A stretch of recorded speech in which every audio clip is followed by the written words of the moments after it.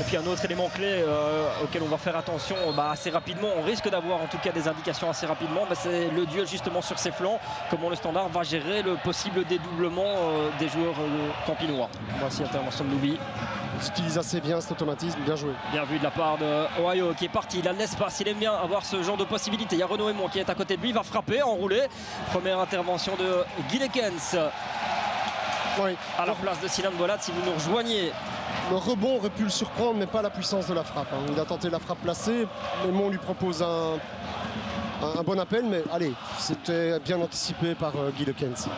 198 matchs, toutes compétitions confondues, c'est son 199e match avec le Standard, c'est quand même pas rien. Matsuo qui gagne son duel, lui aussi il est virevoltant. C'est souvent le cas avec le japonais, il fait mal et ça passe vers Chadli, très très bonne. Il a l'occasion peut-être d'effacer, non, il glisse à De Kuiper, la frappe et c'est déjà but. Première opportunité, première occasion pour Westerlo et la frappe de Maxime De Kuiper qui claque son 9e but, mais le mouvement il a été limpide et il est parti de la droite vers la gauche, ça a été d'une fluidité assez incroyable. Ouais, j'aime beaucoup Noé, mais je pense qu'il doit vraiment annuler cette action au départ. Au tout départ, il est trop tendre. Quand vous dites annuler, c'est faire la faute nécessaire s'il faut faire la faute. Ouais, ou gagner son duel de manière plus autoritaire. Pour moi, après, il y a une transition qui se joue et c'est vrai que le bloc est écarté, mais ici, il y va trop timidement. Matsuo, par contre, lui, il croit. Et après, bon, voilà, la suite. Il n'est pas surpris par la vivacité, justement, par le format du japonais qui est très rapide aussi.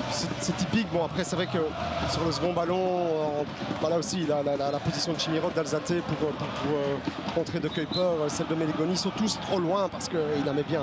Ils ont tous un temps de retard à chaque fois. Ouais, parce que je crois aussi, bon, ils ne s'attendent peut-être pas à ce que ce duel soit gagné par Matsuo. Mais ceci dit, ça n'explique pas tout, mais il y a une petite responsabilité de Dussen. C'est bien vu de la part de David Adalzate et d'Ohio aussi. La frappe, c'est trop enlevé. Il y avait peut-être moyen de mieux faire de nouveau pour le néerlandais.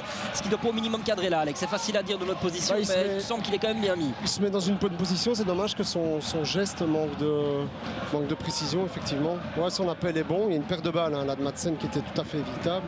Ici, il fait très bien.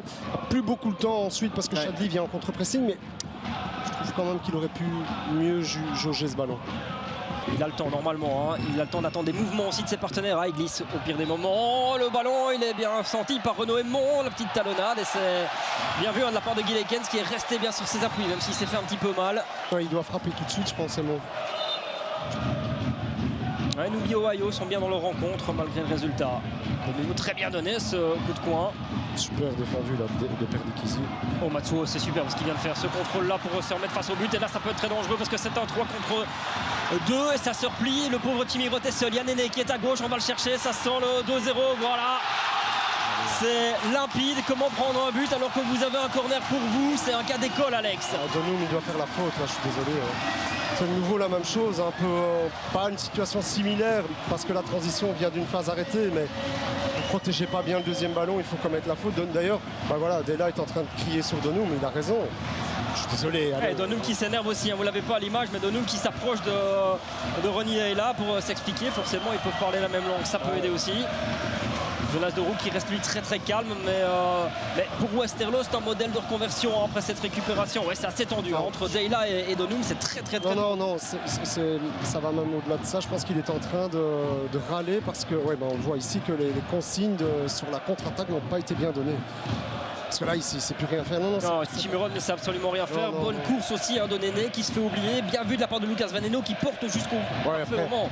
C'est plus simple, on est d'accord. Attends, ils peuvent pas rater une contre-attaque pareille. Elle doit au moins amener un tir. Qu'à la main d'un but, ok, mais elle doit au moins amener un tir. C'était trop facile pour eux. Mais non, moi je m'intéresse surtout à ce que Donoum est en train de dire et faire à l'égard de. Parce que j'ai vu Geoffrey Valène se lever. Sans doute aussi parce qu'il a la responsabilité des phases arrêtées. Mais moi je pense qu'à un moment donné, il faut aussi se reposer sur soi-même.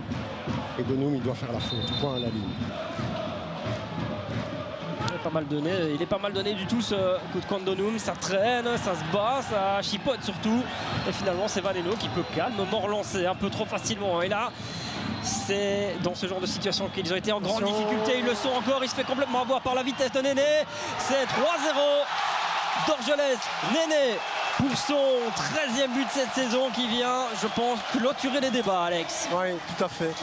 Observez le staff de Westerlo, hein, qui demandait vraiment tout de suite de jouer long pour avoir le 1 contre 1 à jouer, ou le 2 contre 2 en l'occurrence ici.